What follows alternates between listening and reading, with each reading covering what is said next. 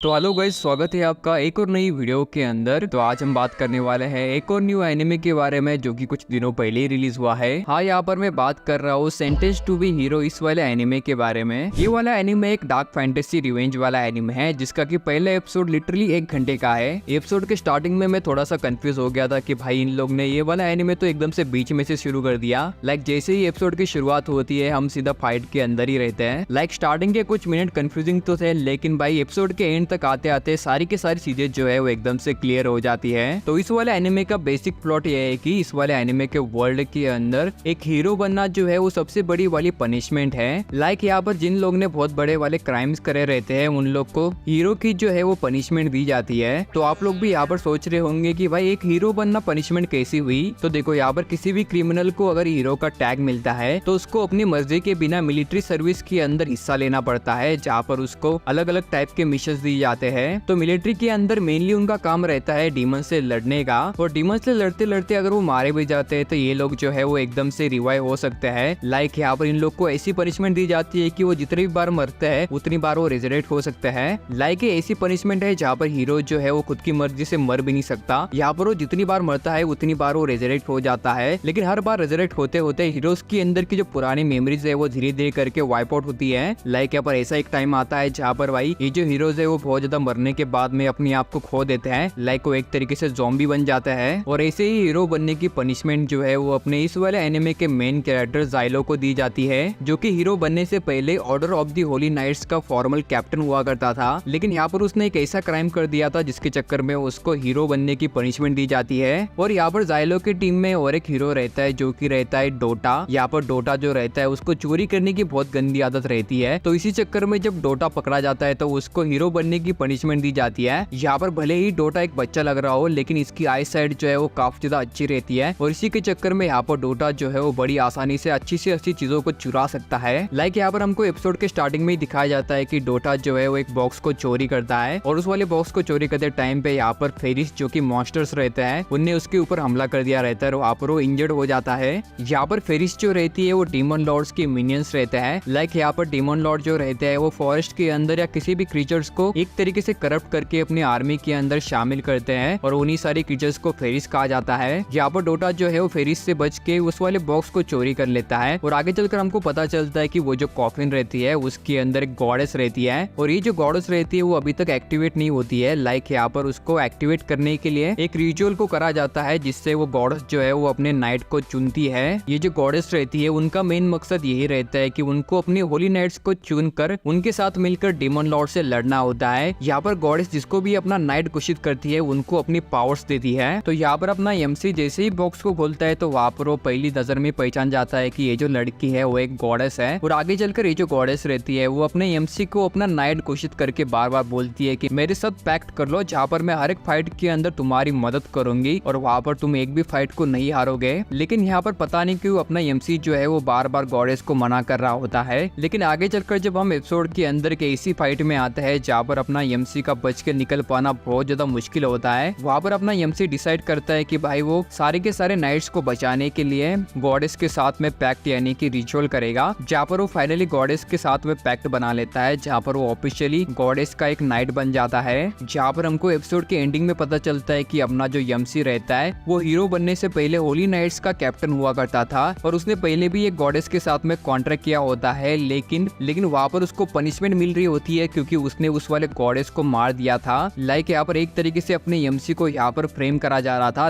यहाँ पर उस वाले फाइट के अंदर जितने भी सारे सोल्जर्स मारे गए थे और साथ ही गॉडेस जो मारी गई थी उनके मरने का पीछे का रीजन जो है वो अपने एमसी को बताया जा रहा था। लेकिन यहाँ पर असलियत में ऐसा बिल्कुल भी नहीं होता है। जैसे कि मैंने स्टार्टिंग में बताया था कि ये जो डीमन लॉर्ड्स रहते हैं वो एक तरीके से एक वायरस को फैला के भाई किसी भी क्रीचर को अपना मिनियंस बना सकते हैं। वैसे ही यहाँ पर गॉडेस जो रहती है अगर वो एक बार अपनी सारी की सारी पावर्स को यूज कर लेती है या वो लड़ने की हालत में नहीं रहती तो वहाँ पर भाई उनके ऊपर वो जो वायरस है वो असर डालता है।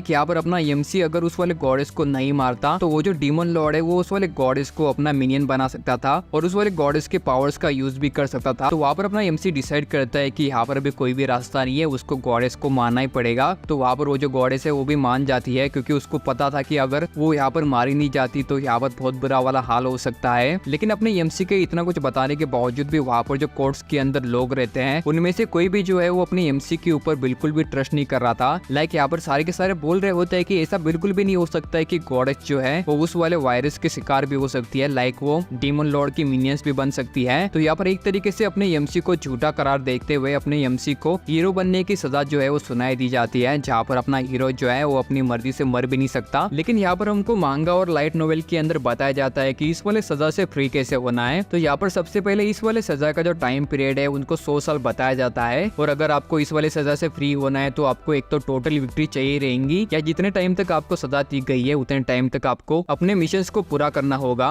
लाइक ये तो बस बोलने की बात हुई, लेकिन यहाँ पर वो लोग बोलते हैं कि अगर तुम सारे के सारे डीमन लॉर्ड्स को हरा देते हो और जो वायरस डीमन लॉर्ड की टेरिटरी से फैल रहा है उसको रोक देते हो तो यहाँ पर आपकी जो पनिशमेंट है वो खत्म कर दी जाएगी। लेकिन यहाँ पर ऐसा करना प्रैक्टिकली इम्पॉसिबल है। लाइक यहाँ पर एक हीरो इतने सारे डीमन लॉर्ड्स को कैसे ही हरा सकता है, और उसने भाई सारे के सारे डीमन लॉर्ड्स को हरा के टोटल विक्ट्री ली भी ली, तो यहाँ पर कोई भी चांसेस नहीं है कि उनकी पनिशमेंट को खत्म कर दिया जाएगा। तो इसलिए यहाँ पर एक हीरो बनना मौत से भी ज्यादा बड़ी वाली पनिशमेंट बोली जाती है। तो अगर आपने इस वाले एनिमे की मांगा या लाइट नोवेल थोड़ी भी पढ़ी नहीं है तो यहाँ पर मैं बता दूं कि बहुत सारी चीजें ऐसी है जो कि एनिमे के अंदर काफी ज्यादा डिफरेंट है और उनको ज्यादा डिटेल्स के अंदर बताया नहीं गया है। लाइक यहाँ पर अगर हम बात करें रिजरेक्शन की, अगर कोई हीरो मर जाता है तो उसके बाद में वो कैसे रिजरेक्ट होता है, तो यहाँ पर भाई एक हीरो के रिजरेक्ट होना पूरी उसके बॉडी के कंडीशन के ऊपर डिपेंड करता है कि भाई कितने % रिवाइवल जो है वो पॉसिबल है। लाइक ये जो रिजरेक्शन रहता है वो लिटरली भाई हेल से उसकी सोल को खींच के लाता है, और इसीलिए भाई अगर उसकी बॉडी परफेक्ट कंडीशन के अंदर नहीं हुई तो भाई रिजरेक्शन जो है वो एक्यूरेट भी नहीं हो सकता। अगर उसकी बॉडी कंडीशन जो है अच्छी नहीं है तो भाई एक तरीके से अपना हीरो जो है वो चलता फिरता ज़ॉम्बी भी बन सकता है। और यहाँ पर ऐसा भी होता है कि अगर कोई हीरो फाइट के अंदर मारा जाता है तो वहाँ पर बाकी बचे हुए सोल्जर्स जो रहते हैं वो लिटरली उस वाले हीरो के बॉडीज के पार्ट्स को उठा के लाती है और उसको एक जगह पे रखकर उसका रिजरेक्शन कंप्लीट होता है। लेकिन ऐसे टुकड़ों में जोड़कर एक हीरो का अगर रिजरेक्शन होता है तो भाई उसकी अपने दिमाग को खोने का चांसेस जो है काफी ज्यादा बढ़ जाता है। और ऐसा भी है कि अगर कोई हीरो अपने दिए हुए मिशन को पूरा नहीं करता है तो उसको लिटरली जिंदा जला दिया जाता है और उसके बाद में उसको वापस से रिजरेक्ट किया जाता है। और यहाँ पर रही बात गॉडेसेस की, जिनको कि भाई ह्यूमैनिटी का आखिरी होप माना जाता है। लाइक यहाँ पर गॉडेसेस जो होती है वो एक एंशिएंट टेक्निक से बनाई जाती है, लाइक वो जो कि डीमन लॉर्ड के खिलाफ वॉर के अंदर ह्यूमैनिटी का एकमात्र सहारा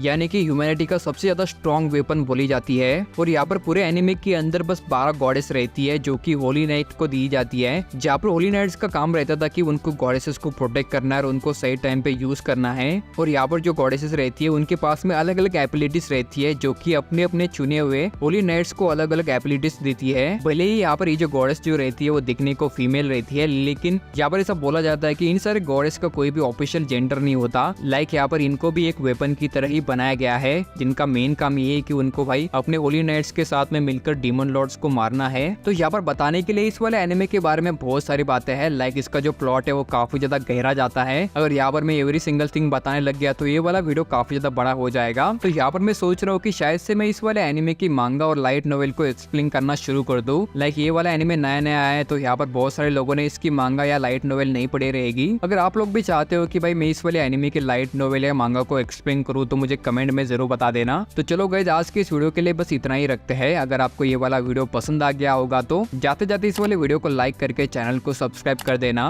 तो चलो गाइस आज के इस वीडियो के लिए बस इतना ही। मैं मिलता हूँ आपको आगे आने वाले किसी वीडियो के अंदर, तब तक के लिए सायोनारा।